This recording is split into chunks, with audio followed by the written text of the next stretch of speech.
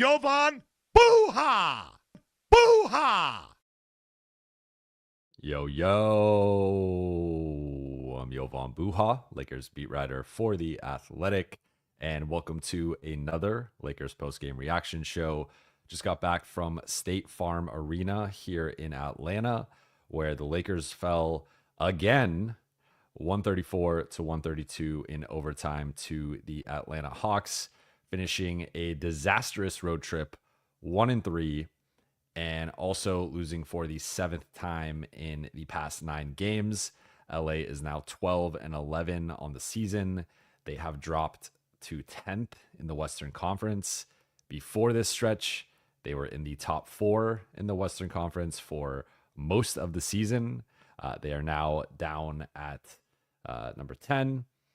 And this happened despite 2 of the best games of the season from LeBron James and Anthony Davis. And we will get into the late game miscues for both of them, though particularly AD. But with those 2 combining for 77 points, 20 rebounds, 19 assists, 3 steals, and 5 blocks, the Lakers still couldn't win. And I think that speaks to partly how much they've missed Austin Reeves during this stretch, but also just kind of the state of the team right now and the state of the rest of the supporting cast. And certain guys had some bright spots in terms of the contributions tonight. Like I thought this was arguably Gabe Vincent's best game of the season, though he had a pretty critical defensive error on the final possession that led to Trae Young getting the game sealing 3. I thought Rui and Dalton played with more spirit. I thought Max hit a big 3 late, had some good defensive plays, though he did end up fouling out. But we will get into it all, and then of course get into the Q&A. Before we get started, as always, you guys know the drill. For those watching on YouTube, please be sure to hit that subscribe button, turn on channel notifications, and like and comment on this video. And for those listening on Apple Podcasts, Spotify, or your podcast platform of choice, please be sure to follow, download, and leave a 5-star review. So yeah, LA lost another close game, and I'm going to... We're going to dive into it. So let's get into takeaway number 1 is late game lapses cost LA again. And I feel like I've seen this version of this movie so many times over the past few years covering this team. So this is my 5th season covering the Lakers, and they've certainly had their fair share of close wins. For several years during this stretch, they've been one of the best teams in the league in terms of crunch time wins, both in record and just sheer volume of wins. And we've seen some big plays from LeBron and from AD and even from role players throughout the stretch.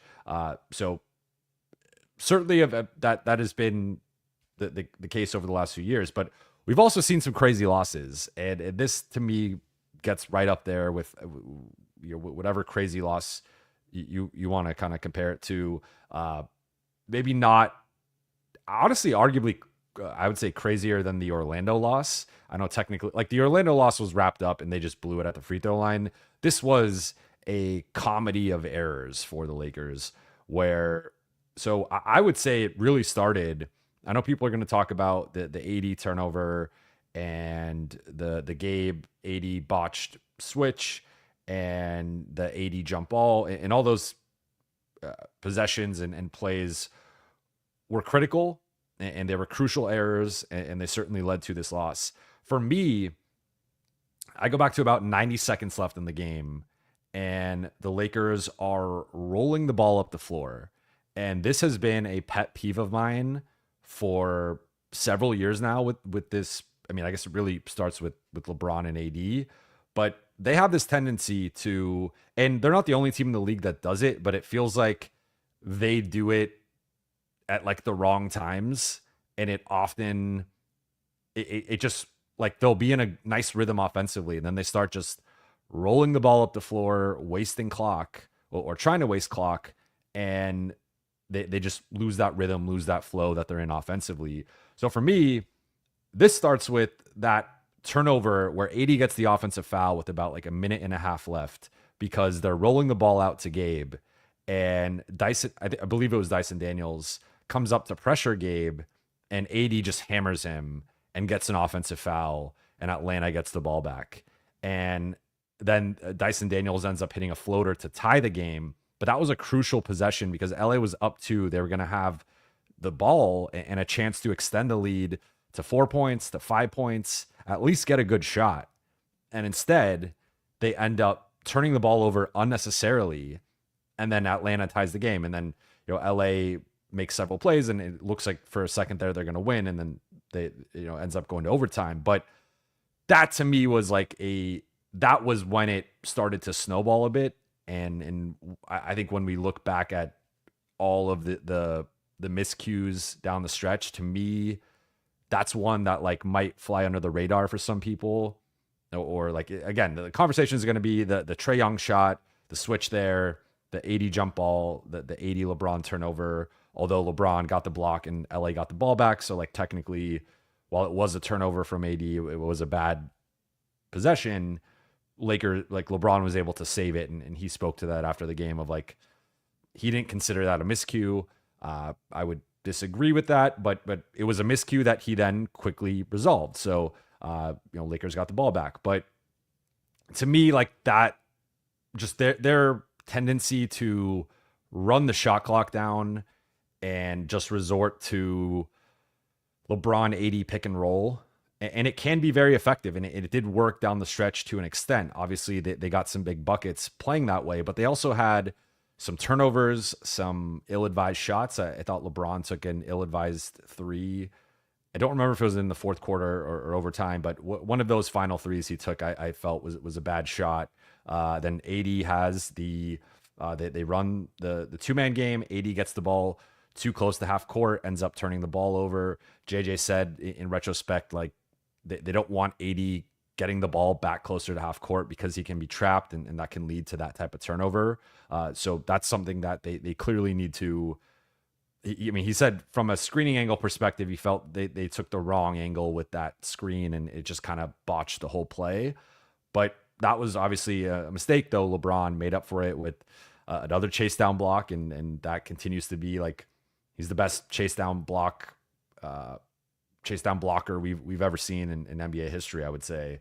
Like he's just incredible at the timing of it, and not only blocking it, but blocking it off of Dyson Daniels. But then you have the jump ball situation with AD, and how LA did not get that jump ball despite having inside position is that was just kind of inexcusable there. Like they had 3 guys with inside position to where AD tapped the ball, and yet Atlanta is able to tip it out and end up with it. And then the final play, like, and this comes down to, I continue to get a lot of questions about the switching, and it is something worth bringing up with JJ. I think he has like framed it more as they have switching groups and certain alignments out there that they want to switch with, though clearly that is their preference in most regards. I would say, like at times tonight, they did switch less, and they were a bit more aggressive with their backside help. And I thought they did a good job at time. Like I would say very few times, because the defense is still a massive problem. And like, it's basically like my primary lack of confidence in this group is I think they're so bad defensively, and I don't really see how that's going to get much better until Jared Vanderbilt comes back, or they make a big trade, and that could be a month plus in either front. So for the next month, they're going to have one of the worst defenses in the league, and that's going to allow basically any opponent to have a shot to beat them if that opponent can execute offensively, which Atlanta did at a very high level. And but to get back to the switching, like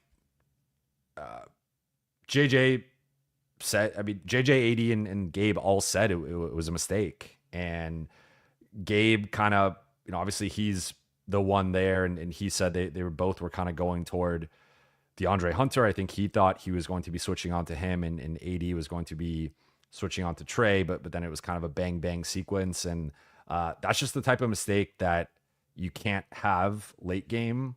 I think obviously AD didn't want to switch onto Trey in that instance, and I think there was a miscommunication as to like what was the right thing to do, but it really undermined what I otherwise thought was like a pretty impressive game from Gabe. This was to me the most, even more than like the Utah game, this was the most he looked like the Miami Gabe Vincent.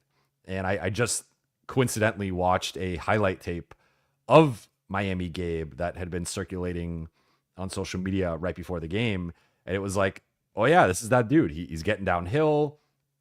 He's making pull-up shots. He's hitting guys for lobs. He's hitting guys inside. Like this to me, what was the most Gabe had looked like Miami Gabe. Then on top of it, defensively, he's pressuring Trae Young 94 feet and making things uncomfortable. And there were several possessions where they had other guys bring the ball up the floor because of Gabe's ball pressure. So I thought it was unfortunate that Gabe is sort of, I would say, been the scapegoat of the rotation guy, or the non-stars, and rightfully so to an extent, because he has certainly not played well offensively, and LA has needed a certain level of offense from him, and he's not even hit sort of like the minimum threshold.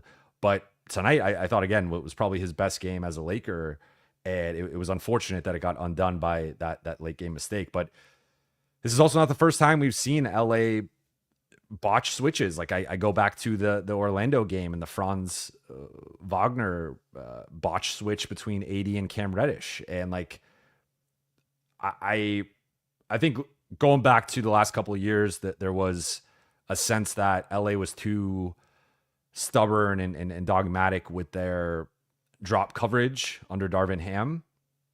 And it certainly cost them with think about how many times like shooters shooting point guards, shooting ball handlers, and just shooters in general, even bad shooters would have career nights against the Lakers because of the drop coverage, because of closing out short to the 3-point line.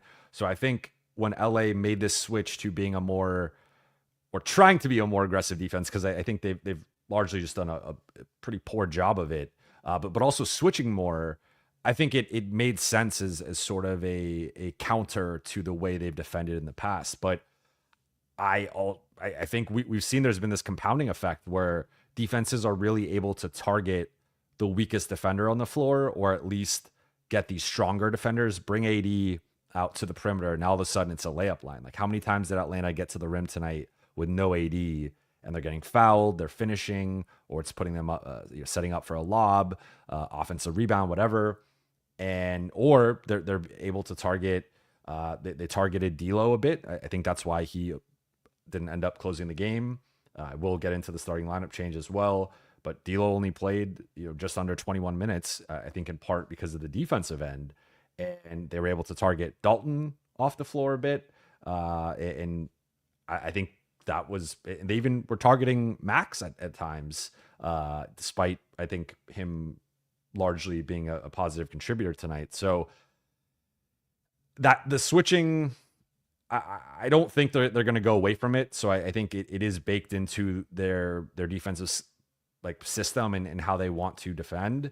But I think they can be better at obviously executing it, but maybe being a little bit more strategic, or like it requires a certain level of engagement. I think that sometimes, and I know people have talked about it being a passive defense, and I agree to an extent, but it also it requires a certain level of engagement and awareness that I don't feel like this group always has defensively, and I'm not quite sure it plays into their strengths. Like I think there are, if it's Gabe, Max, and Cam on the floor, sure, switch across those three. I think that's fine. But once you start factoring in D'Lo and Dalton and Rui and even LeBron, depending on the night and how engaged he is defensively, I think you start running into a lot of these issues where they're just botching the communication with, just with the switching. So that to me, like this was not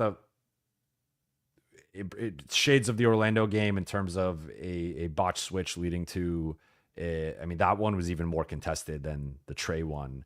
But LA, too many late game lapses. And I know people want to pile on AD, and I get it. But I go back to what I said in the beginning of like, you get 77 points from LeBron and AD. AD had an incredible bounce back game, like 38, 10, and 8, a steal, 2 blocks, 15 to 27 from the floor. I thought clearly ran out of gas and just started to chuck up some jumpers late. And that was unfortunate. You compound that with the turnovers, but AD was awesome tonight. And I know he's going to get flack, and people are going to bring up some of the previous late game stuff, including the Orlando game. And I think that's fair to an extent, but the Lakers are not in this game without LeBron and AD performing the way that they perform. LeBron is out of his shooting slump, at least for the last couple games. 39 points, 39-point triple-double, 14 to 25, hit 6 threes. But I thought AD clearly was gassed. And in LA, they played Armel Chare 4 minutes. It was really bad stretch from him. I would say the worst stretch he's played. And I think AD, again, dealing with the plantar fasciitis, I'm not trying to make excuses for him. I'm just trying to, I feel like, contextualize it, because I don't think it's as black and white as just like AD cost them the game. AD had all these screw ups. I think he had given a lot to help LA get to that point. And to me, on some level, this also comes down to the supporting cast not being good enough and not helping enough. And I think there are certainly some limitations with the current supporting cast available, but I also think they could have done a little bit more, particularly defensively on the glass. But even hitting shots, LA shot 52% overall, hit 16 threes, so it is a little bit unfair to maybe expect even more. But a bulk of that was carried by LeBron and AD.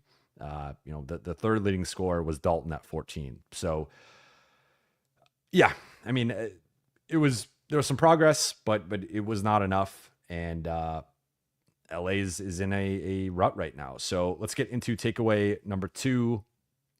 LA made a starting lineup change. They swapped D'Lo out and Gabe Vincent in. And this was an interesting starting lineup change. I was not expecting that. I thought that they would try to split up Dalton and Rui, because I think Dalton and Rui being your 2 primary wing defenders right now has been especially problematic. And looking at the Miami game, and even tonight, I thought Dalton had a good offensive game, but he only played 28 minutes because he was so bad defensively that JJ didn't feel like he could trust him and close with him. And he sat basically all of crunch time and all of overtime. And obviously D'Lo didn't play that much, and I don't think had a good game, though he did hit a couple of big threes in the fourth.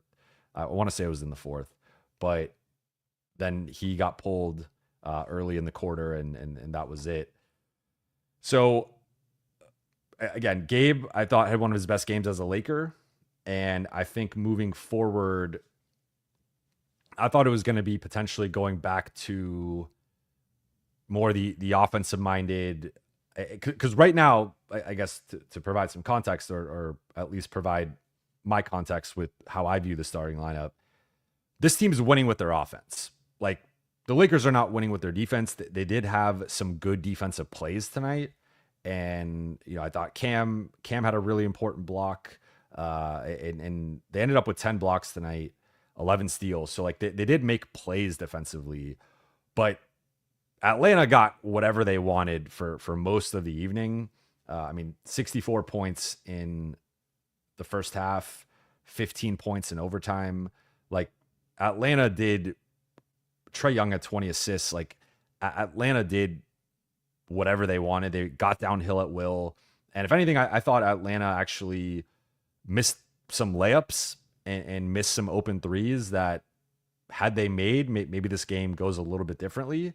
So if anything, I feel like, they certainly made a lot of shots, but that was largely because the Lakers were leaving them wide open. A lot of those were open and wide open threes. So I think LA's strength clearly is going to be beating teams offensively and just outscoring them. And that's kind of the way, like that was the way it was trending in the fourth quarter and overtime.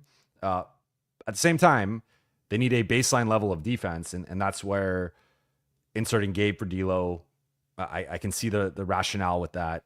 Also, Max closing until he fouled out, then Cam closing. Like JJ was leaning into defense and energy and effort, and guys who, especially in this matchup, because this is such a perimeter oriented team in Atlanta, I understood that. But moving forward, Austin Reeves is day to day. It's unclear if he's going to play on Sunday against Portland, and then after that, LA has a 4-day break before playing in Minnesota on Friday. So maybe Austin just rests that game on Sunday, gets an extra 6 days of rest before the Minnesota game, and maybe he just returns for that Minnesota game. But I wonder if, with the way Gabe has progressively been playing better, despite the late game error, and LA looking for some more defense with that starting lineup, I wonder if it ends up being something like Gabe, Austin, Rui, LeBron, AD. I do think Austin, similar to when Rui was out, and I said Rui was going to go back to starting, and he did. Same thing with Austin. I think he's going to go back. I also think D'Lo had been playing better, but with I think the last couple of games, and really I think you could even throw in the Minnesota game, what was better, than he cooled off a bit, but especially the last couple of games, I think clearly he's gone back to, I wouldn't say the doghouse, but like 21 minutes tonight. Like I thought D'Lo could have played more, helped a bit more, and clearly JJ went away from him. So I don't think D'Lo is it's been something I talked about was potentially D'Lo remaining a starter and going back to the OG starting lineup because of how well the lineup data has been with that. D'Lo has continually been one of LA's best plus minus guys, and that lasted a game, and now it seems like he's back to kind of being that, coming off the bench, being the sixth man. So I think if Austin comes back Sunday against Portland or Friday against Minnesota, they probably go something like Gabe, Austin, Rui, LeBron, AD, and Dalton probably moves back to the bench because Dalton's had tonight was a better offensive performance, and he actually scored more than he had, or actually the same amount he had over the previous 3 games. But the defense continues to be an issue, and it's something I've seen LeBron and AD being more vocal with in terms of their frustration with him. You could see them calling him out on the court. You could see them calling him out going into huddles. And I think that he's been one of the more frustrating guys for them over the last few games in terms of the defensive errors, teams being able to pick on him, his defensive mistakes, etc. So I think the way this is trending right now, at least with the available information and what we've seen in terms of the coaching staff's decisions, it seems like it's probably going to be Gabe, Austin, Rui, LeBron, AD. They're going to try to balance out the starting lineup with a little bit more defense with Gabe. And then I think probably go with a bench of D'Lo, Dalton, Max, Cam, and then maybe one of the backup centers, the two-way guys, if there's enough room for them. So I think that they're I mean, LeBron talked about it after the game. They're grasping right now at figuring out the best lineups, and with multiple guys out, he said 5, then I think he realized it was 4, but like no Austin, no Jackson, no Christian, no Vando. That's 3 front court guys. LA is struggled to figure out the best lineup. So I think Austin's coming back and starting, but then it seems to me it's probably between Dalton and Gabe in terms of like who's the other backcourt player. And I think the way this is trending is probably Gabe continuing to start. And then third and final takeaway before we get into the Q&A, I'll keep this one short because I've already talked about a lot of this stuff, but I wonder if this Orlando game, when we look back on the Lakers 2024-25 season, I wonder if the Orlando game is going to be a sliding doors moment, because this team has not looked the same since that Orlando loss. And you go back to that, they missed 4 free throws in the final 37 seconds. You have 80 going to the line with 18 seconds left. They're up 2. He has a chance to ice the game and put them up 4. So Orlando, at best, they in that instance you potentially foul, but if not, you don't give up a 3. Maybe you give up a layup. Then you keep playing the layup foul game, free throw game. And AD goes to the line, misses both free throws. He had already missed the free throw. LeBron had already missed the free throw. Austin had missed the free throw at like the 3.5 minute mark. And we don't need to rehash that, but they blow that game specifically at the free throw line. And since then, that kicked off. That was the difference between a 7-game win streak and this stretch now of losing 7 of 9 games. And perhaps because Denver was the next game, maybe they still go through this stretch, but it did feel like AD was so upset after that game, and it was such a letdown that it felt like if there's a fracture right now within this group, that was like the first kind of noticeable crack, in my opinion. And because the energy with this group has not been the same, like the energy leading into that game, the 6-game win streak, there was a couple moments there. I think the Cleveland loss, the Detroit loss, the Phoenix loss was the first loss of the season. JJ was upset. Like that was a rough road trip for sure. But they had gotten, I think, past that with that 6-game winning streak. And the Orlando game, to me, just might end up being the sliding doors moment of the season, because let's just say everything's the same, but they win that game. You at least had a 7-game win streak, which is better than a 6-game win streak, but you also have an extra win. And at this point, they would be 13-10 and have a little bit more cushion in the Western Conference. And we'd be talking about, I guess a 6 of 8 losing stretch instead of 7 of 9. And like, that sounds like a small thing, but every game matters in the Western Conference. Every game matters in general. And I think that was a game that they just should not have lost. And it was a combination of the free throw line and then ultimately that botch switch between Cam and AD at the end of the game. But, since then, close game with Denver, get absolutely blown out in the second half. Close game with Phoenix, blown out in the second half. Beat San Antonio. And that's like the lone good win they have during this stretch. Then close loss to OKC. Then they go out on the road, barely beat Utah. Really get lucky against Utah, but a win's a win. Then get destroyed by Minnesota, completely embarrassed and shredded by Miami. And now another close loss where they make late game errors and mistakes. So this is how a season kind of spirals and snowballs out of control. And I also wonder like how much of the previous weight of all these losses and all this stuff mounting up weighed on them tonight. Like how much of that affected them tonight, because it felt like, in a way, just watching, like sometimes you kind of get the vibe in the arena of like how the game's going, and it never felt like LA was safe. And partly that's because of my lack of confidence in their defense, but it just felt like, how are they going to screw this up? How are they going to let this game slip away? And no matter, even after the LeBron block, there was a moment there where it looked like, okay, LA is about to like do this and pull it out somehow. But then, more mistakes. So I'm not writing the obituary yet. I think that's premature. And there's a lot, like the rest of the month is going to be tough. They got, Portland's a very winnable game, should win that one. But then at Minnesota, home versus Memphis, the 2 games in Sacramento, back home versus Detroit, which is a sneaky tough game. Then at Golden State. Then I think they got 2 more games, then close out the year against Cleveland at home.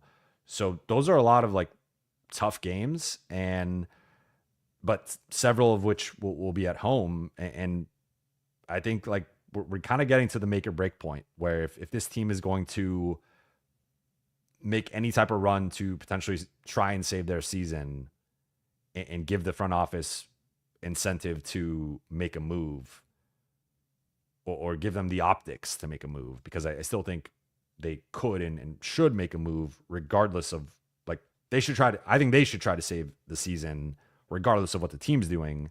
But if the team wants to try and force their hand, they have to do it in the next 3 weeks. And based on the way this is going, I'm a bit skeptical of that happening, but we shall see. So let's get into the Q&A. See, we got a few super chats. Appreciate you all. First one from Matthew. Jovan, I've been seeing a lot of chatter about LeBron stat padding and putting up empty stats. What is your take on that?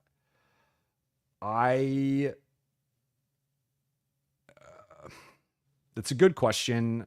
I think it's kind of a game by game thing. Like, I think there are certainly some games where LeBron,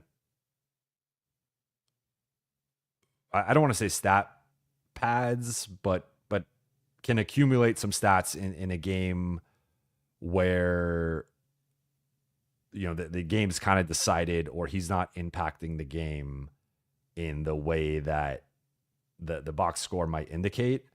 I don't think tonight was one of those games. I thought that, and I give LeBron and AD credit, I thought that they did a better job of trying to get their teammates involved.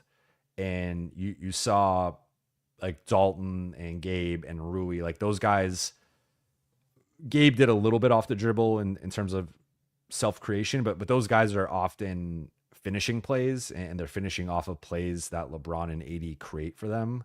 So with those two combining for 19 assists, like I thought they did a good job of trying to set their teammates up and finding them. So with LeBron, I mean, it's hard to stat pad 3 blocks. It's hard to stat pad 2 steals. Like, do I think that was reflective of his overall defensive performance? No. I still think in terms of his low man rotations, boxing out, some of the off ball switching, he's still subpar and can be better. But I'm not going to say LeBron never stat pads, because I don't think that would be honest and accurate.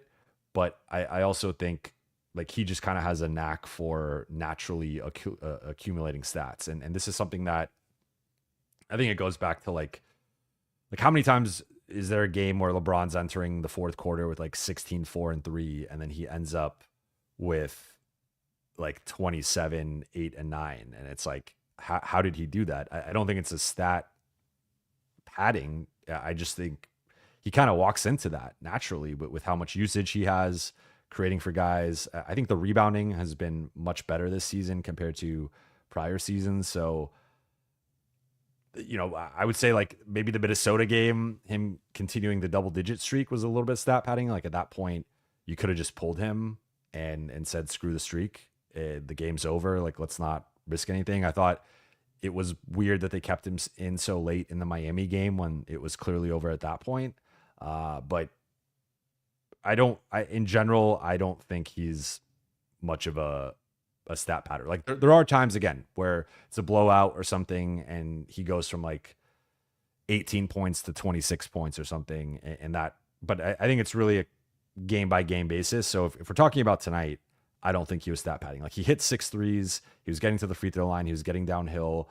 I thought he was commanding the offense very well. He was picking out mismatches, and yeah, I mean, and to me, he looked much more like the LeBron from earlier in the season. I thought this was arguably his best game of the season, just period. But so I would disagree on stat padding tonight. I'm not saying it never happens, but I also just think he has a way of accumulating stats like in fourth quarters where it looks like he's having a quiet game, then he just sort of explodes. Super chat from Dotun. One, why roll the ball? I agree with you. I don't get it. 2, hero 3 in a still losable game. I assume that's the LeBron 3 I referenced. I didn't understand that. 3, why do they switch so unnecessarily? Fight through some screens at least. Worst GM, handshake emoji. So the switching, like I will say teams tend to switch later in games because you're trying to simplify the decision-making process, and you're just like, because that's the thing, like these guys are making quick decisions in very pivotal moments. And I think part of why teams will often switch late is it's just like, don't overthink it, don't overcomplicate it, just make it simple. If there's a screen, switch it. But you have to switch it with a certain level of force and aggression and decisiveness. And I don't think that the Lakers have done that consistently. And I don't think they've done that. They didn't do it in the, tonight against Atlanta, and they also didn't do it against Orlando. And there's been plenty of other possessions throughout the middle of the game, which does, don't always get the same level of attention or scrutiny because they didn't necessarily like cost the game the same way that it does like at the end of a game. But I'm with you. Like I think the switching, it worked to start the season, but I think it's progressively gotten more detrimental, especially depending on the lineup. And I don't think they've done a good job, particularly late in games. So I think it's something that they really have to, like, I feel like JJ has been pretty flexible and open-minded with various aspects of the starting lineup, the rotation, trying to get, it felt like, LeBron wasn't as involved. So then they shifted the offense to get LeBron more involved, like earlier in the season. And like D'Lo wasn't as involved. So they tried to shift it to get D'Lo more involved. Now, like AD, it's been more of a concerted effort to try and get him involved. So I think JJ has a pretty good pulse on the trends within the team.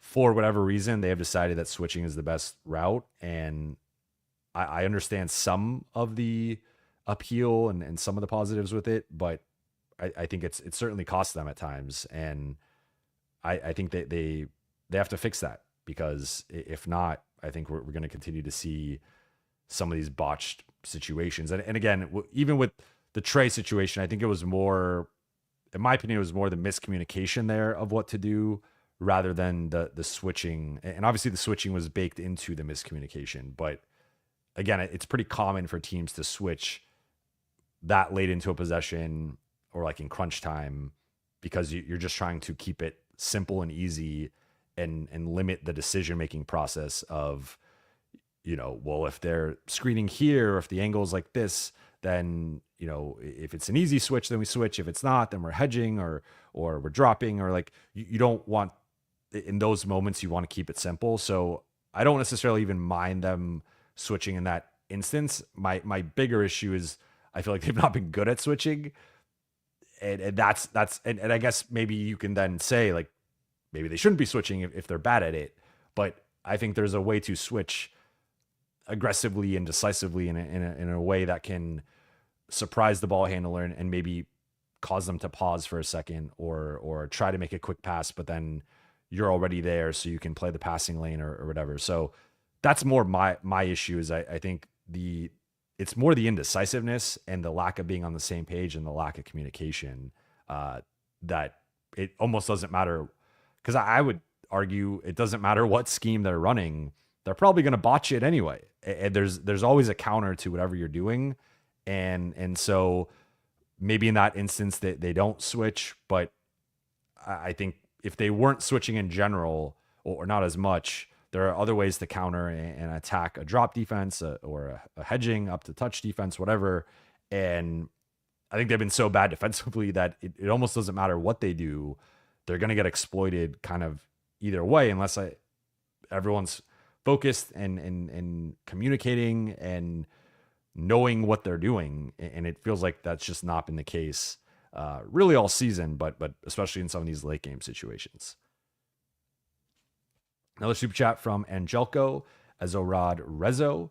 Yo, game after game, poor 3-point defense, excessive turnovers, and poor shot selection, missing opportunities to extend leads with smarter plays. The starting five could work well together.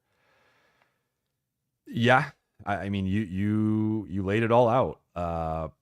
Poor 3-point defense tonight. Again, Atlanta hit 17 threes, attempted 40. So that's 43%.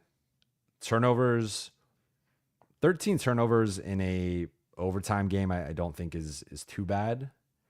Uh, poor shot selection. Yes, that is a concern, especially down the stretch. I thought they settled too much for jumpers, and the missing opportunities to extend leads. Like I go back to the rolling the ball and the 80 offensive fouls. So yeah, I mean, I said it earlier, like it was a comedy of errors tonight, and I think it really cost the Lakers. And this is not the first time we've seen this from them.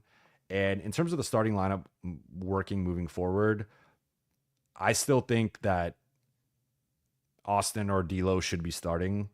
I don't think both should be coming off the bench because I do think you should be staggering them. So I expect Austin to return to the starting lineup. Now we could have a conversation as to, do you go with Gabe or Max? And, you know, depending on, do you want a little bit more size out there? I thought Max, I think there was one shot I didn't love that he took. And you know, sometimes the decision making with Max isn't always up to where it should be. But I thought, again, he had a key three. It was in overtime.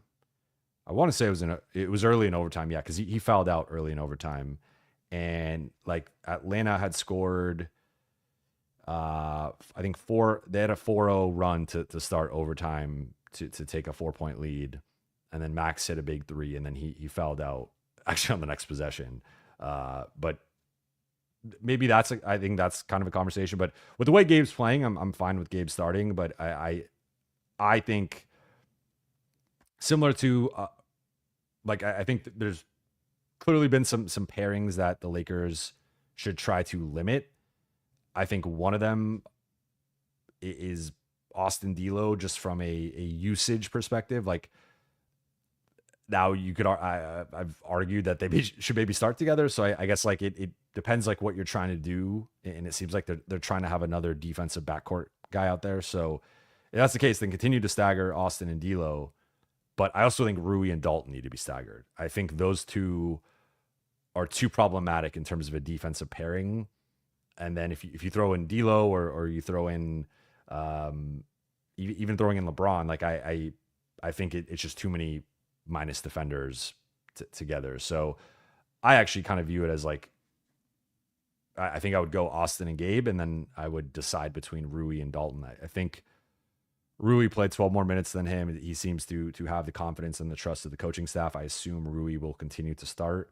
So to me, it would probably be moving Dalton back to the bench and seeing if he can catch fire in a similar way. Because originally Dalton's success was coming off the bench. It was only a couple games, then he ended up starting because Rui got injured.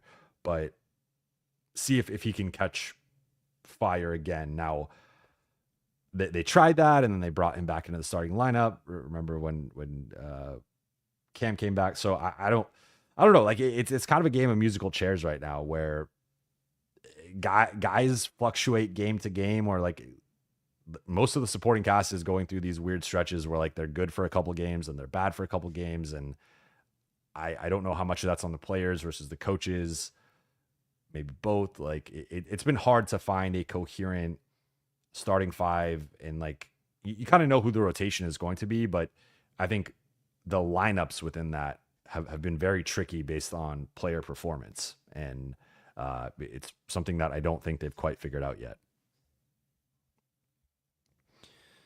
Let's see. Super chat from Kane Carter. Should either Reeves, Connect come off the bench? Who should?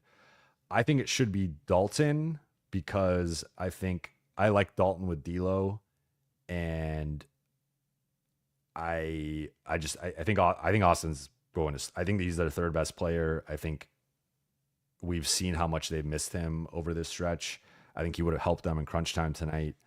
I mean, he's hit big shots. He has the two-man game with LeBron that has been a staple in crunch time in some high stakes moments. So I think they've really missed Austin the last 3 games, or 4 games actually.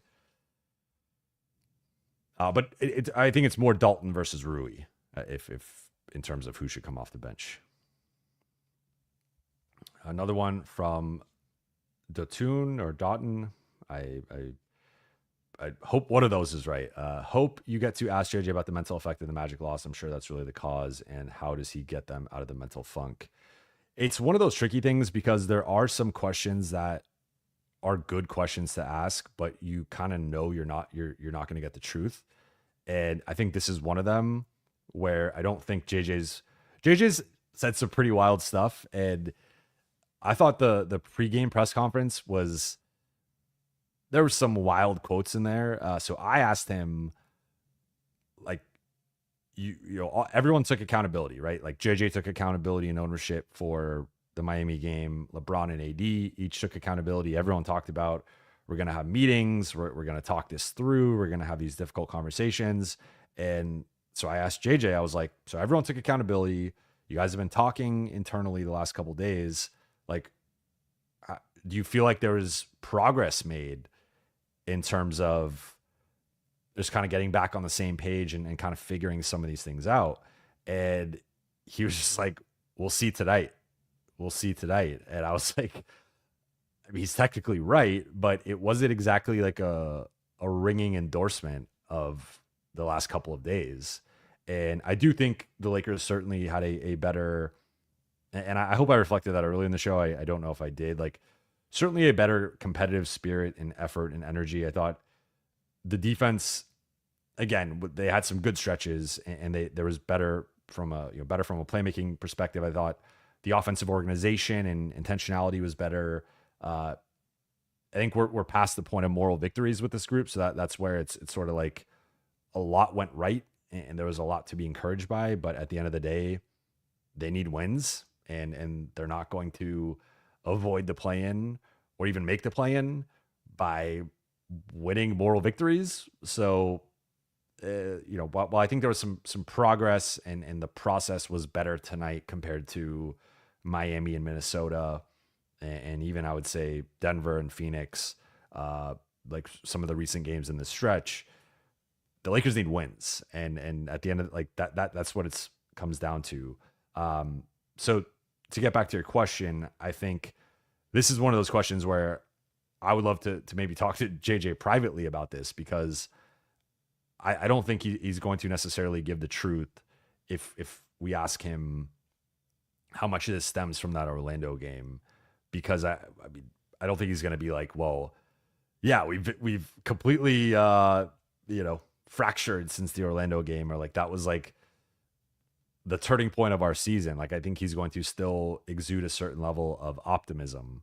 The other thing quickly before the next question was, this was the most wild pregame thing of all, was he was asked about physicality and do you want the team to be more aggressive and like even foul a bit? Like, are you okay with that? And he was like, at halftime of the Miami game, I challenged the entire group. I gave them an olive branch to where any player that played was allowed 3 off-ball fouls, or encouraged to commit 3 off-ball fouls. And the coaching staff was not going to care. They weren't going to dock them. There was not going to be like he was basically challenging the team to be more aggressive and physical off the ball. And no one did it. And I will say tonight that there was Max and Gabe and Cam and LeBron, and like there was some better off-ball physicality, and like LeBron got into it with DeAndre Hunter, and I thought that did something for the Lakers from like a spirit perspective. Like I've talked about it. They don't have a lot of guys who are instigators, guys who are going to necessarily stand up to other players and other teams. And I think like that type of play and that type of fight, what was encouraging to see, but ultimately, but I thought it was wild that JJ shared that he was like, I challenged the team to go out and get multiple off-ball fouls, and no one went out and did it. And that spoke to how poor the effort was against Miami. Another super chat from J.R. Madrano. In 2008, the Lakers acquired Ariza and Shannon Brown. Feel like the Lakers need to find those players before a large D'Lo/Rui trade. Easier said than done, though. Yeah, I mean, I was talking about this with a couple of people today pregame, and I think the best like part of the reason why I would love a trade, something like JHS plus a first for Walker Kessler. And even I said, the most I'd be willing to do is remove the top 4 protection on the 2027 pick, in addition to a first round pick, is you are just basically adding to the rotation. You are not, like, JHS is not a rotation player. He's unlikely to be a rotation player this year. I think the Lakers have some big, he did have a nice game in Utah, but, or a nice couple shifts, but I think the Lakers are in trouble if JHS is being relied upon, at least based on his performance up to this point. So if you can swap out a JHS and still have a Christian Wood and a Jackson Hayes and still keep D'Lo and Rui and keep all your principal rotation guys, like you're basically just adding Walker Kessler to the team.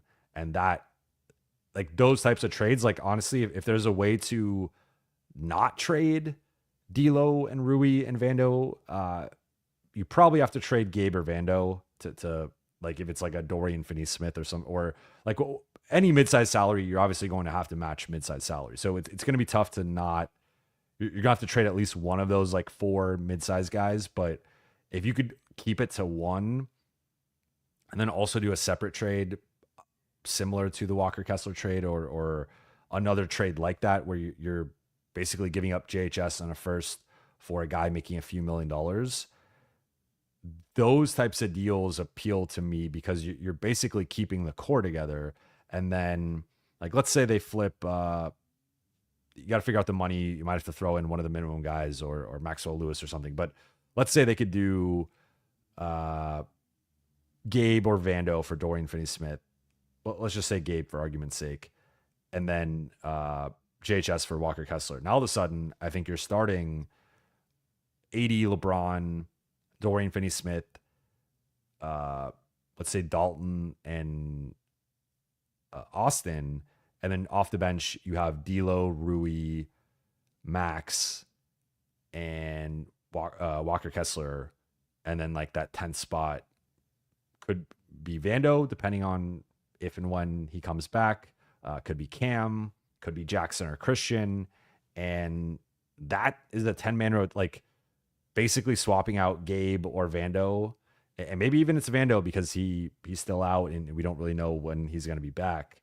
But swapping one of those guys out for like a Dorian Finney-Smith, and plus again a minimum guy, matching salary, whatever, and then a JHS for a Walker Kessler, all of a sudden you've basically, if it is again hypotheticals here, like Vando and JHS ultimately, and then another minimum salary, you're basically just adding Walker Kessler and Dorian Finney-Smith to the rotation and keeping the principal figures. And like that to me is that's almost the like, that's maybe the highest upside way to improve this team, because any other trade, like I know people bring up Zach LaVine a lot. It's like, well, if you're trading Zach LaVine or for Zach LaVine, even if they're not giving up a pick, you still have to give up D'Lo, Rui, and then Gabe or Vando. You're giving up 3 of those 4 guys, and so you're decimating your depth. And he's not even really improving your defense, which has been, in my opinion, the biggest issue with this team. The offense has been a concern for sure, but the defense is their fatal flaw right now. And if you could add a Kessler or a DFS or Bruce Brown's making a little bit more money, but like that type of guy, and you just add 2+ defenders into the rotation and don't really lose anybody, that to me is how you actually make a difference with this group. And it would cost 2 first-round picks, one to Brooklyn for DFS, one to Utah for Kessler. But I think that's kind of the ideal trade scenario is you can keep everybody and you don't like, so now you know, D'Lo's your 6th man, but Kessler's playing a big role off the bench. DFS is the 3-and-D wing you need starting. And I just think that starting lineup and rotation makes a lot more sense. And again, you're not really losing anything. You're only bolstering this group. And that to me is the highest upside path, I would say. Super chat from Michael D. How good does the Turner /Hield trade look right now? Hey, you've come to the right place because I that was always the trade. Now, I will say like Turner has not had the best season, but I think he would be a perfect fit with AD and then healed in the shooting. So yeah, I mean, hindsight's 2020, but I also think hindsight was clear at the time. And let's see, another one from Matthew I didn't hit on earlier. And thank you for everyone. I try to say thank you for each one, but in case I didn't, thank you all for your super chats. So super chat from Matthew. Jovan, if LeBron opts out and goes back to Cleveland next summer for a retirement tour / championship run, will he get a statue in front of crypto? That's a really good question. I'm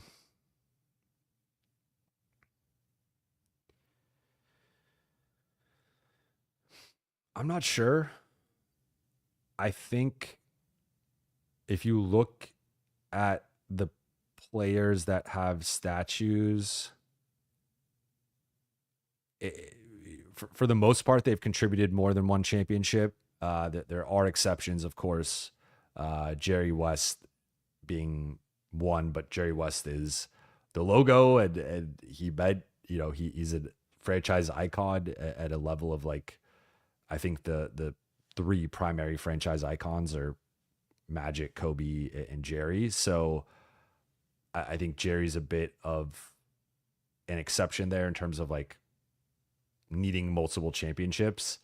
I think LeBron will have his jersey retired for sure, and as he should. I think a statue.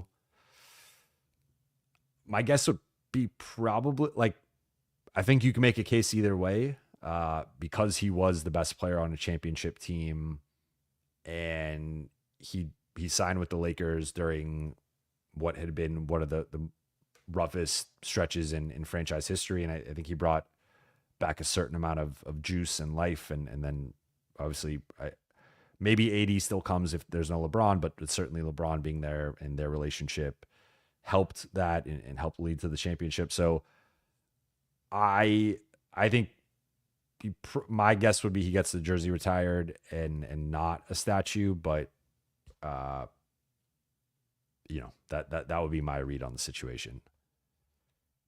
I think he gets a statue in Cleveland, and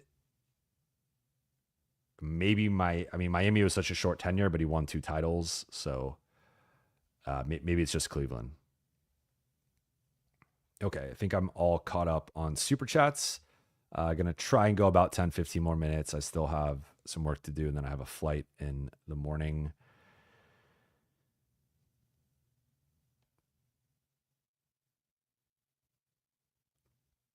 Corey B says, Jovan, LeBron gave Jeannie her first championship. He's getting a statue in LA. I mean, that again, I don't have a strong opinion either way. Like, kind of looking at who has statues, and that's where maybe that's where I lean no. But if the Lakers announce that they're giving LeBron a statue, I personally would not have an issue with it. So yeah. Shooter guy 7. Wait, we let Castleton leave? Yes, they did. Chosen Fit 26. Is Rob on the hot seat? I don't think so.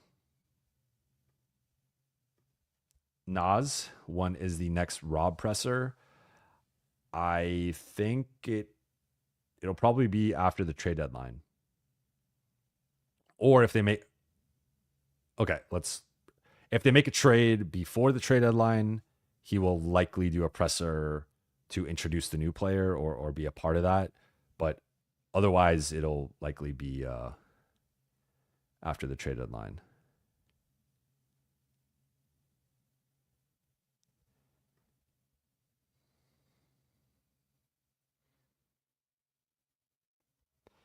Android Andreas, this team needs Earl Clark. What a throwback name. Throwing a lies. How do you react when players are angry in the post game? So good question. I it's always tough because like tonight, I don't know if you guys saw LeBron's post game. I posted it on my channel and I posted it on Twitter as well. But LeBron was just not having it tonight, and it was funny because there had been a few questions and he had given like one sentence answers to all of them, and then like there was a bit of silence, but it was too short to call it in terms of like to end the presser. So Lakers PR called on me, and I was like in the moment I was trying to think of, because anything game related he was immediately kind of shutting down. Like he was asked about like the late game execution, he was just like, they made a couple more plays than us. And then he was asked about the miscues down the stretch, and then he pushed back on that and was like, we didn't have miscues. Like I blocked the Daniel. Someone brought up the AD turnover. He's like, well, I blocked Daniel, so we got the ball back. So he was kind of shutting down any basketball questions that were asked. And so one thing I'd been thinking about, and it was potentially going to include in my post game story about, like they now finally, after this crazy 2-week stretch, they're going back to LA. They're going to be in LA for nearly a week, 6 days. And so obviously they're flying back to LA right now. They're going to get back late. They're going to be off Saturday, no shoot around Sunday. Then they're going to play Sunday against Portland. Then they're going to be off Monday and Tuesday, practice Wednesday, then fly to Minnesota on Thursday. So I guess it's like 5.5 days, 6 days, whatever. And so I was like, nearly a week. Like what can that do just in terms of you guys kind of resetting and like putting this stretch behind you and just sort of regrouping. And he immediately just shut it down. Like he was like, well, it's not a week because, we're leaving Thursday. So it's not a week. And I had prefaced it with nearly a week, and I would classify like 6 days as nearly a week. But LeBron did take it that way, didn't want to talk about it. So in those instances, it's kind of reading the situation. And I think with each player, you kind of learn their ticks in terms of the type of questions that they will potentially answer. Like I think guys like Gabe and Max, and Austin, I would say, no matter how upset they are, no matter how bad of a mood they're in, they will largely give you good questions and be respectful. I would even throw in AD with that. Like he might be a little bit, AD's more emotional and will be more like down after losses, but he still gives you thoughtful answers. LeBron typically gives thoughtful answers, but there are the times when he's just pissed and whatever. And so it's really player by player, but I think it's just kind of reading the situation and trying not to ask the same question that someone else asked in like a different way. Cause sometimes players will get mad if you just kind of repackage the question, but also trying not to ask like a leading question or a question that you think might set them off. So it's a delicate balance. And I think it's more so player by player, personality by personality. But I thought the LeBron one was like, to me, it was sort of an innocent question where he could have just been like, well, it's going to be good to, go home and be back in my bed and be with my family for a little bit, like get a little bit of a break. And then, we can reset and, finally get to practice and go over film and, be back in the gym. And instead he took it a completely different way where he like just crapped on my question and it took issue with the use of a week, even though I did preface it with that it was not a week, but nearly a week, which again, 5.5, 6 days, whatever. I think that's nearly a week, but I digress. Let's get back into the chat. Laker fan for life. I know this isn't a serious question, but I'll just answer it because you asked it. Can we trade Bronny for Jamal Murray? No. Why am I seeing Michael D? Thanos couldn't even help this team. Well, if Thanos snapped his fingers with the Infinity Glove, or I forgot what it's called, and you could evaporate half of the opponent, half of the players on the opponent's team, maybe that could help the Lakers. King Carter, Jovan Buha, Sexton, Kessler, trade move the needle, especially Sexton? He is a good defender. I think so. I would do this deal more for the Kessler part of it than the Sexton part. I think the Sexton part is appealing to me because especially if you're now doing Sexton, you probably have to give up D'Lo, and I like Sexton as like a D'Lo adjacent replacement. Not the same player, but he doesn't have the same offensive ceiling necessarily as D'Lo, not the same caliber of shooter as D'Lo, but he is more athletic. He's a better defender. He can get downhill. Now I think he can be a bit wild, as we saw in the last Lakers-Utah game, with turnovers, with shot selection, and that would need to be reined in.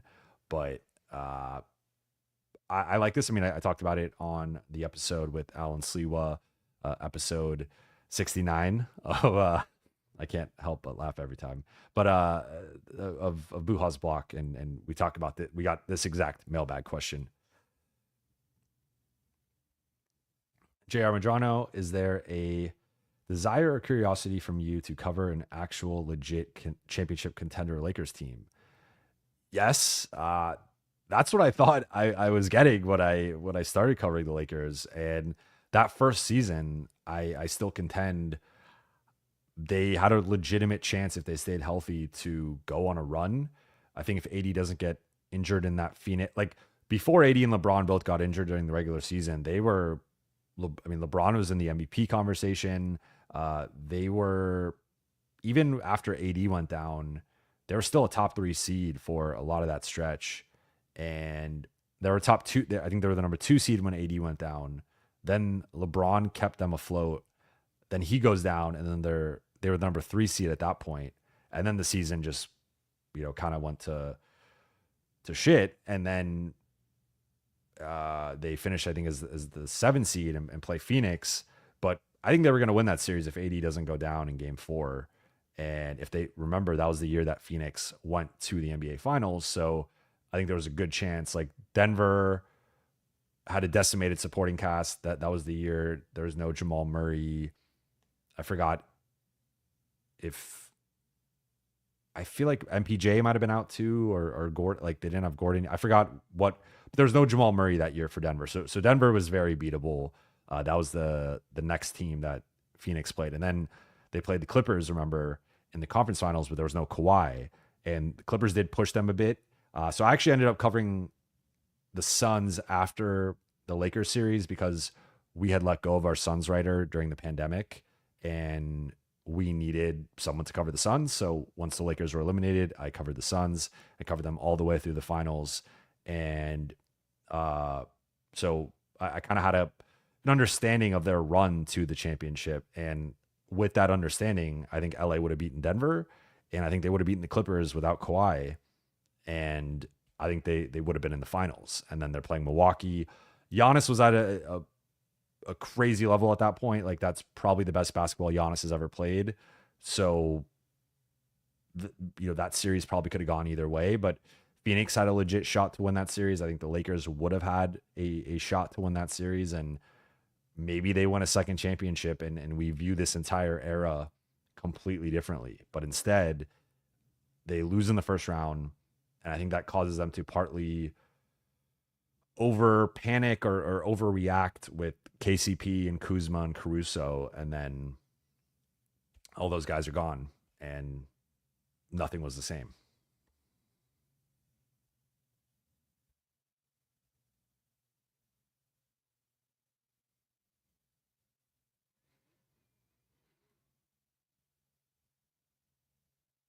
Let's see.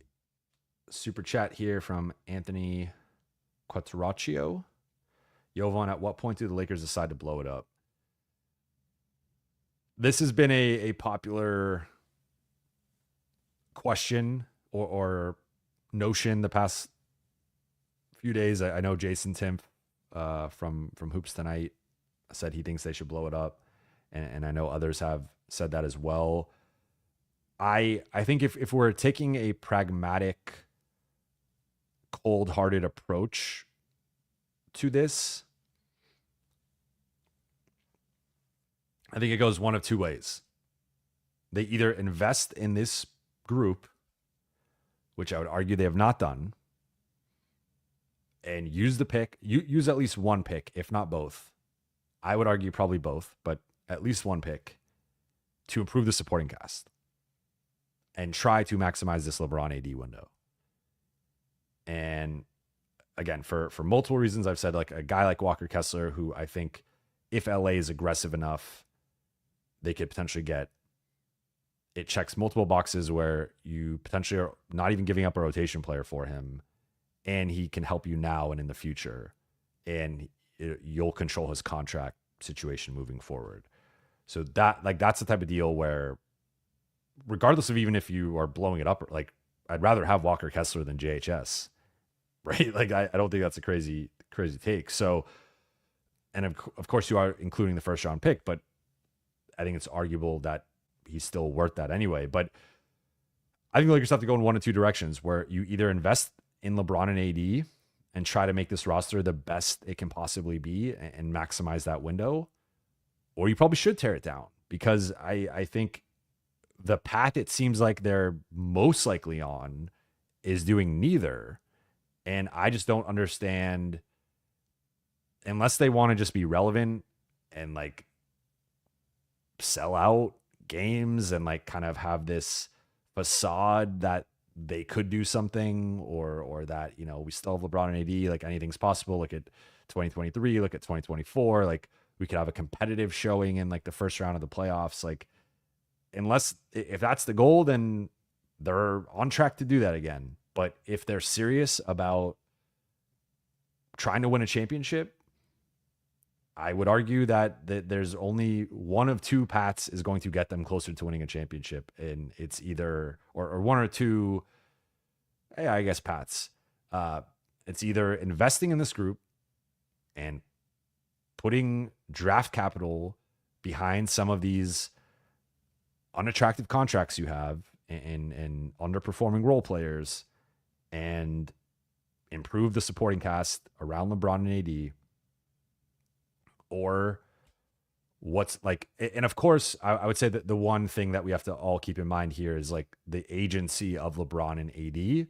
And I think because the Lakers are in the business of being one of the most star-friendly organizations, and both of those guys help them win a championship, I think the other factor here that we have to keep in mind is like, what do LeBron and AD want? And maybe LeBron just wants to go out in LA and retire a Laker, and he doesn't want to move to a new city, go to a new team. Like that, there will be, if LeBron goes to a new team, there will be people that use that against him in the GOAT debate, in his legacy.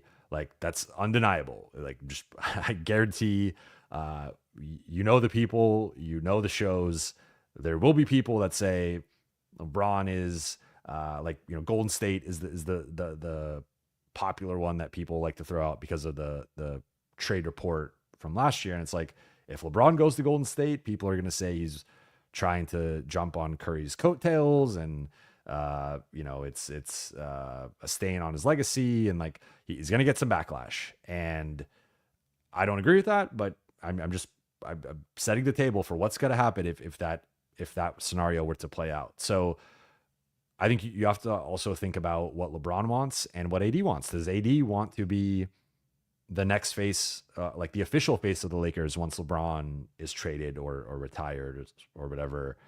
Does he want to be part of the next era? Does he want to play with the next Lakers star that they try and acquire? Or does he want to compete for championships now, and maybe he's open to going to a different situation? So I think the other part of this conversation that we do have to factor in is, what do LeBron and AD want? And if they're cool with just staying in LA, and even if LA doesn't go for it, then that's what's going to happen. But I know going back to the summer, both guys wanted them to improve the roster. LeBron was obviously willing to take the pay cut that ended up not materializing. And well, he took the pay cut, but they didn't get anybody.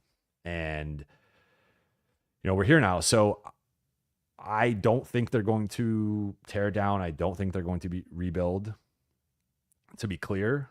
But if we're talking about like, what is the actual best thing to do from a cold, hard, calculated position, it's either invest or pull the plug.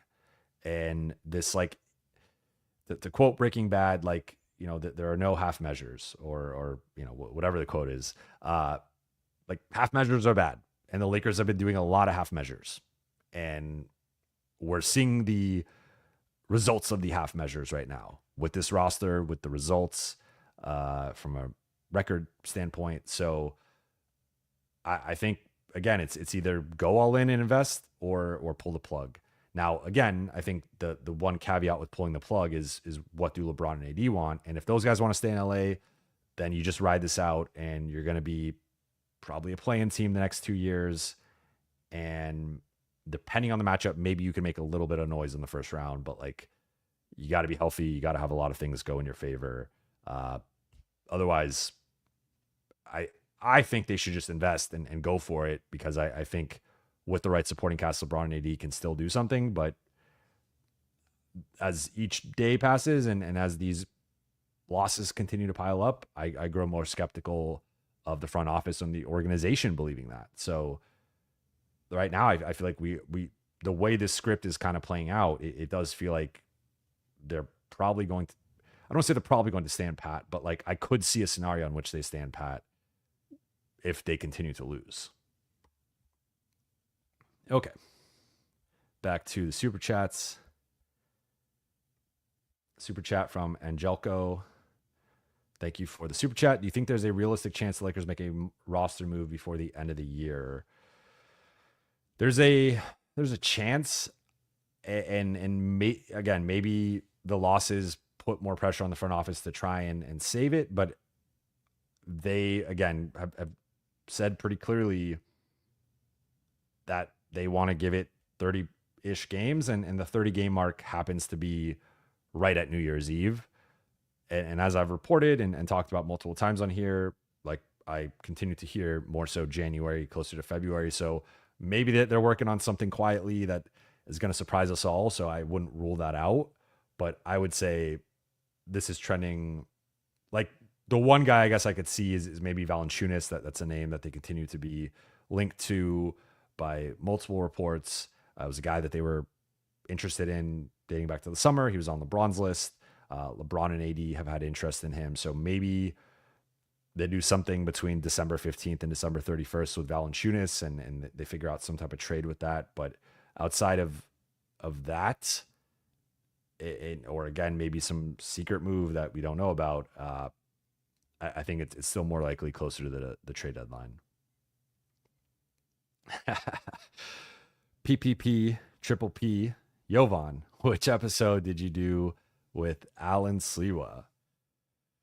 Oh man, you guys are trying to get me in trouble, even though I've already implicated myself. 69, episode 69. Okay, couple more super chats here. Jimmy, emo, if the Lakers blow it up, where do you think LeBron and AD go? AD to OKC. Do any contenders would trade for LeBron? So I was talking about this with a couple writers today, and I think AD to OKC, I could see OKC, Orlando, or Houston potentially with AD. And I feel like he would probably, I don't know, maybe he would favor Houston in terms of like where he'd want to play in like what city or whatnot. I don't think AD, as someone who clearly to some extent didn't love playing in a small market in New Orleans, I don't know that he'd love going to like OKC and sort of, they have a very buttoned up culture and whatnot over there. So, but I mean, OKC could offer the craziest package because they have a bunch of young, interesting role players and just prospects. And then they have more picks than anybody in the league. So OKC, I mean, if OKC offers 5 or 6 first round picks, like if you're the Lakers, that's something you have to consider if you are looking to trade AD. So I could see OKC, Orlando, or Houston potentially. And again, this is all hypothetical. Please don't quote me or aggregate me on this. With LeBron, I think the obvious one would be Golden State, going back to the conversations at last trade deadline. Otherwise, maybe Houston for LeBron, though him and Ime Udoka, I don't know how well they get along. But I'm trying to think where I mean, there's Cleveland, but that's tricky to matching the contracts, and it feels like they're pretty locked in there with a lot of those guys sign extensions. Is there some type of like Jimmy LeBron swap where because Jimmy's an expiring contract, LA takes it on, but then they get a couple picks, whatever. Miami, I don't know how many picks they have to trade. Like, I think Golden State. I feel like Golden State and OKC, 80 to OKC and LeBron to Golden State would be kind of my theoretical outcomes, because I think Golden State, you could get Kuminga, you could get you can fight for Kuminga, Moody, and a couple picks, and then or like however many picks they have to trade, or I feel like 2 or 3, just because he's only got like a year and a half left, and then 80 you could probably get 5 or 6 picks from OKC, I would guess. Super chat from Eeg. Thank you for the super chat. 77, 20, and 19 from your 2 best players is so good. The rest is up to Rob. Also, Gabe Vincent tonight was so good. Long overdue, but if consistent, I say keep. Yeah, I mean, this version of Gabe was close to what the Lakers envisioned when they signed him. And if he's going to play like this consistently, I think it changes how you view Gabe Vincent. And I think like you kind of like the Lakers need 2-way players, and they don't have many. And you could argue that AD's arguably their only 2-way player. I think Max and Gabe have probably come the closest among the supporting cast. LeBron, depending on the night.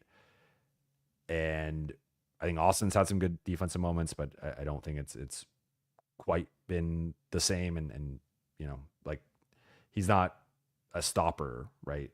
So I think they need as many 2-way players as possible. I think that's how, like, I mean, one thing I forgot to mention far earlier, but like looking at this Atlanta team, this is like exactly what the Lakers should be trying to do. Like, it's basically from a positional perspective. If you say like AD is basically Clint Capella and Onyeka Okongwu combined, and you say LeBron's Trae Young, like obviously there's some differences in terms of production and talent and whatever, but like those like the general idea of like their roles and their importance within the team.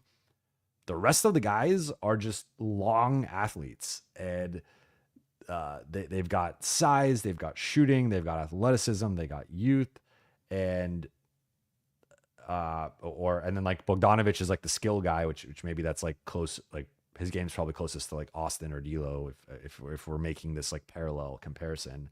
But the rest of these guys are all long and athletic, and like and 2-way guys who are plus defenders, guys who can hit open threes, and they just have a bunch of 3-and-D talent around their primary ball handler, and then rim running, rim protecting bigs. And AD's, of course, at a completely different level than Capella and Onyeka, but it's like that similar type of rim running and again, he could do way more. But point is, like, you have a better version of Trae Young and Capella in LeBron and AD, and then the rest of the supporting cast is nowhere. Like, I would take Atlanta's supporting cast over the Lakers, and I don't really think it's like Jalen Johnson had an awful game. He struggled with foul trouble, and awful game by like his standards, and he still had 12, 10, and 7. Did have 6 turnovers, but like, and had a lot of fouls. But I thought Jalen Johnson, like, he's been, most improved player candidate. Risa Shea had some nice moments. Dyson Daniels, 4 steals, awesome defense tonight on both Gabe, LeBron, D'Lo. Like, didn't matter who he was. Dalton didn't matter who he was on. DeAndre Hunter, obviously, 26 off the bench. So Lakers, I think what would be wise to take a page out of Atlanta's book. Another super chat from Eeg. Pat prioritized LeBron plus shooting, as did Griff. Rob prioritized what is the vision? Point forward LeBron in supersized Draymond role, 3-and-D and AD. It's not rocket science. Yeah, I mean, I think it feels like, so I mean, I will say, like, the Lakers had that the first year in terms of the defensive role players, and like that was I mean, Kobe had famously had the quote about, like, that's one of the biggest teams I've ever seen, and that team with their length and their defense and their identity was really physically imposing. Second season, not as much. That they went a little bit more, like, I feel like with the Lakers, they have a tendency to overcorrect or like overthink some of the limitations of the roster. So like, remember all the talk with the championship season was like, especially in comparison to the Clippers and the Bucks, was like the Lakers don't have that third scorer. Like they don't have that third reliable offensive guy. And they were being compared to both of those other contenders. And it was like, some nights it was maybe Kuzma, some nights it'd be a big KCP night. Maybe Danny Green gets hot one night.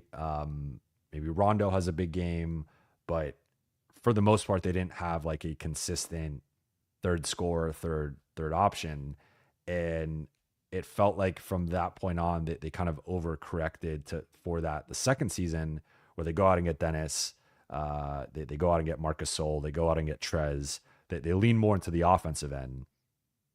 Still have a pretty good defensive identity, because they still have Kuz, KCP, and Caruso surrounding LeBron, who's younger. AD, of course, is AD.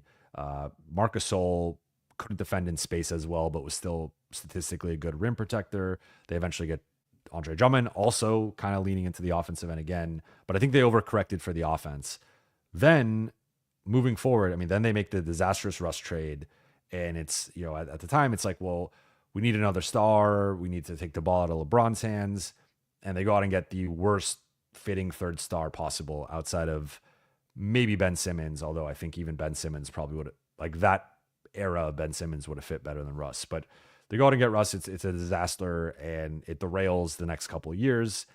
And then they've since improved the depth, but they've yet to find that two-way guy. And all the guys they've gotten since then, Rui trends more offensively, Vando trends more defensively, D'Lo trends more offensively, and they just haven't been able to find the same like two-way talent. And I think if they just kind of stood pat with that second year team and kept Caruso, kept KCP, kept Kyle Kuzma, like, imagine those three guys. And KCP's fallen off a little, a bit now, but like those three guys, and like you revamp the center group, and you still drafted Dalton and whatever, like that's a much better core and foundation. You still would have had Austin, because they signed Austin 2021. So you're keeping Austin in addition to Caruso and KCP and Kuzma. And like, I think they just overthought it, and they overcorrected for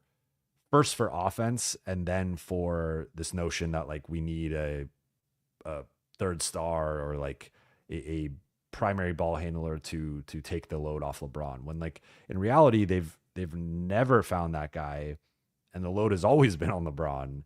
And I think to some extent that's just how like LeBron likes playing, and that's ultimately the best version of LeBron is always going to be LeBron having the ball. So yeah, that's my rant on the last few years of the Lakers. Okay, we're about to hit the 1:30 mark, so I will go 5 more minutes, and then I will get back to packing and writing.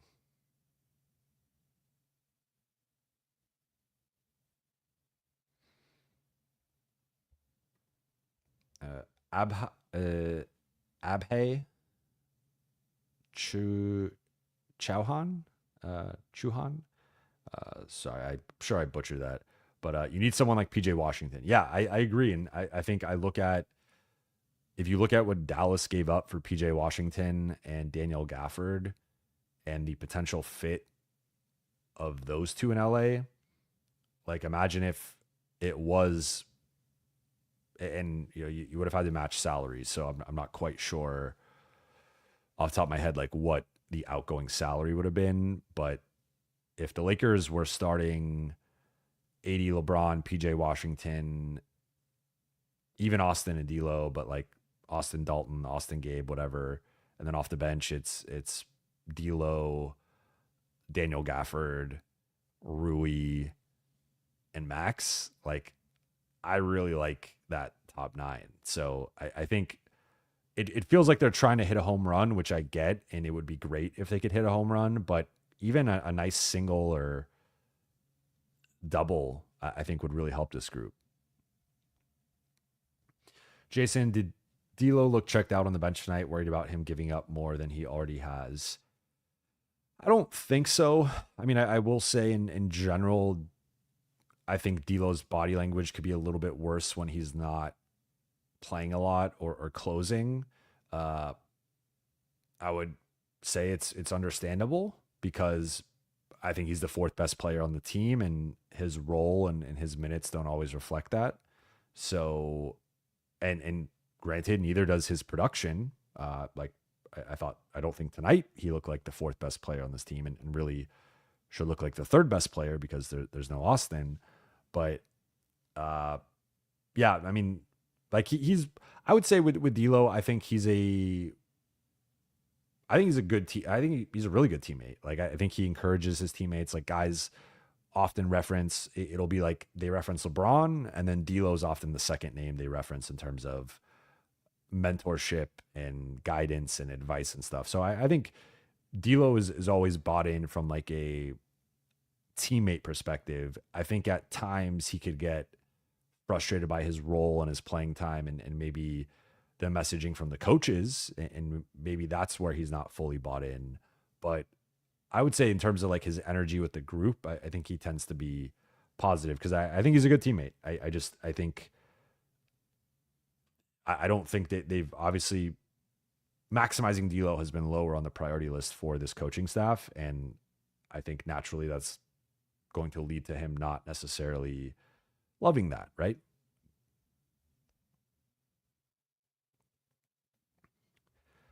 Laker fan for life. Serious question. Okay, I'm giving you a second chance here. What about Ayo Dosunmu? He's an elite defender and athlete. I've been asked about him a lot. Typically with some combination of him and Vooch or him and Levine. I would, if the Lakers are trading for one of those two guys, I would love to throw him into that or add him into it. And I would be open to just trading for him by himself. So I like him. I do like him. Again, two-way guys. Lakers need two-way guys. Harry Chinani, can we trade for Kuminga or Moody? Good fit. If the Warriors are doing this trade, they're only doing it for either LeBron, AD, or Austin. They're not just maybe Moody. The price is lower, but for Kuminga, it's only going to be for one of those three. So, yeah.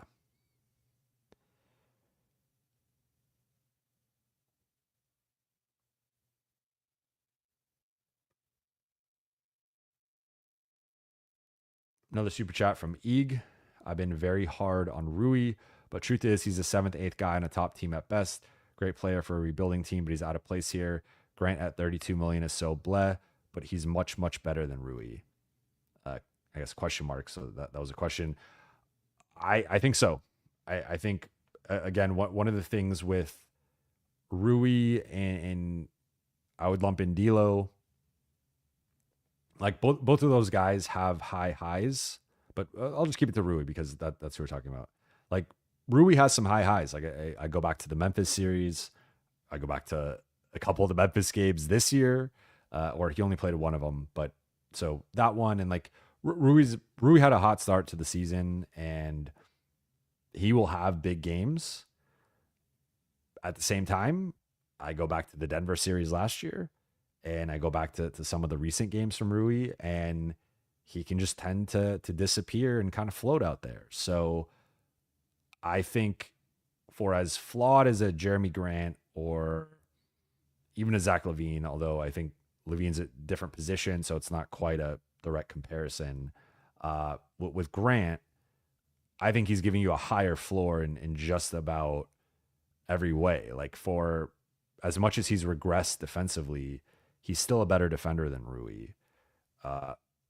Rebounding wise, they're probably comparable, and I would argue that Grant previously had a higher motor as a role player. So I think if you could tap back into that, I think he'd be a better rebounder than Rui.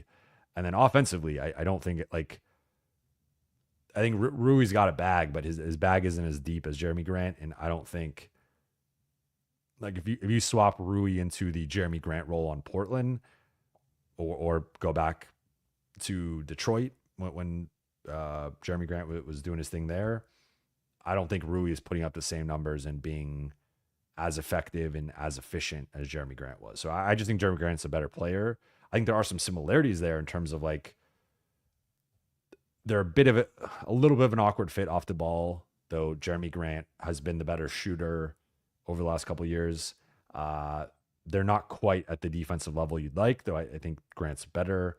And they're also not quite at the rebounding level that you'd like, though I think Grant could be better if he embraces a role player mentality. So, yeah, I mean, if you could make that work with even if it's Rui and Vando, if you're not comfortable or confident in how Vando is going to be when he returns, if again, we still, I think targeting early January is different than returning in early January. I personally, I think Jeremy Grant is an upside swing that it could certainly fail, but I think the upside version of Jeremy Grant really elevates the Lakers front court. But I know I'm more out on a limb there. I know people are very divided on Jeremy Grant.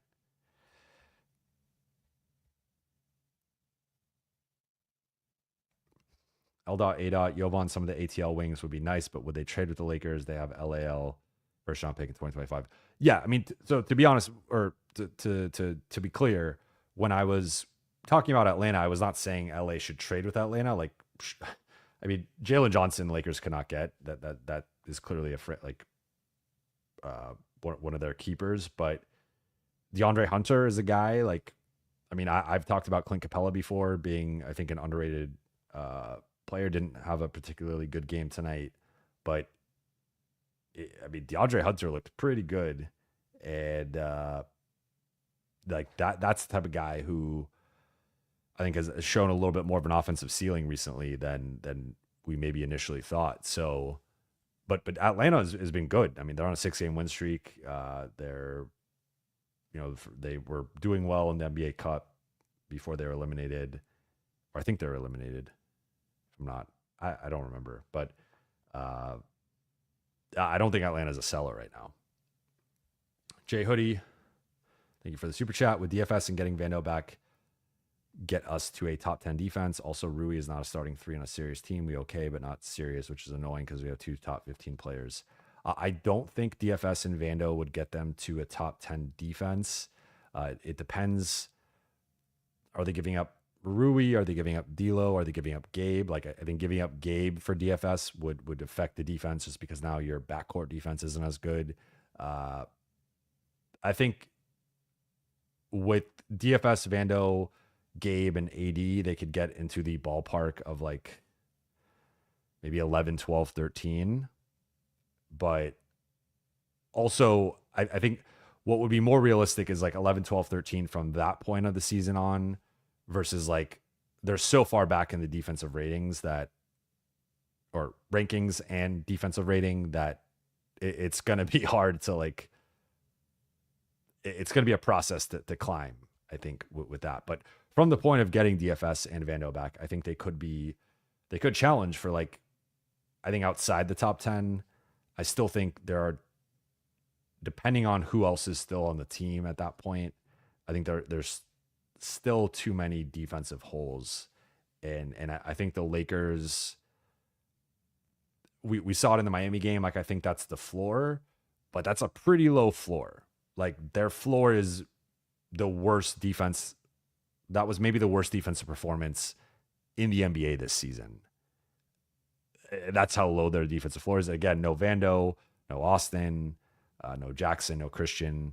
So they were partly compromised from a personnel perspective, but a lot of those same guys that were making a lot of the mistakes would still be starting, playing big roles. AD didn't have it either. It's like when AD doesn't have it, it's toast. It's over. So yeah. Dotun, Dotton. I got to keep saying both until hopefully I get one right. Opinion on JJ hiring a defensive coordinator type coach. Thank you for the super chat. So Nate McMillan is technically the defensive coordinator or in charge, one of the people in charge of the defense.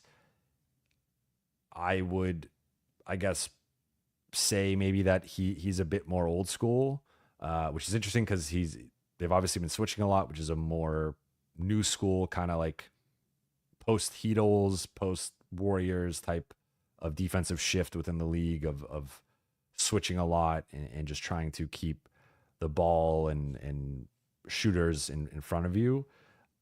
So I would actually, I don't know this to for sure, but I would assume that the switching philosophy actually probably comes more from JJ or,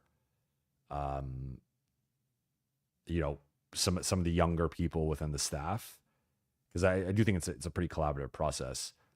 But I guess to answer your question, I would say I think the defense has obviously been a glaring problem. I think the primary issue with it is the personnel available, and I think you could have Tom Thibodeau, and this current group, or at least the group that they've had up to this point in the season, would struggle to be a top 20 defense with Tom Thibodeau coaching them. So I don't, and maybe I'm wrong, right? Like maybe with Tibbs or pick your favorite defensive coach or coordinator or whatever, maybe they're much better. But I think the biggest issue is the personnel, because they have a lot of basic stuff with communicating and with their switching and rotating and boxing out. And like, I just think there's so many fundamental flaws with this group defensively that I just, and then if you want to go the other way, it'd be like, well, because JJ said pregame, oh, I'm gonna only I'll bench guys if they're not playing hard defensively. Well, you can only if you're rolling out a lineup of like Gabe, Cam, Max, Armel Traore, and like AD or Christian Coloco, that's not going to be a good lineup. That's not going to be a lineup that can score. So even if Tibbs or whoever is like, well, let's just play the best defenders right now, that the Lakers' best defenders are their worst offensive players. So it's hard to find that two-way balance. So I would then say like their offense would be so bad it would hurt the defense. So I guess to get back to your question though, I think this is something they probably have to upgrade in the offseason. So I guess, yeah, I think they need to restructure the scheme and but I think it starts more with the personnel than the scheme, to be honest.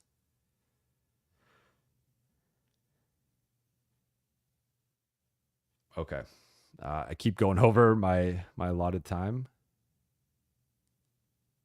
And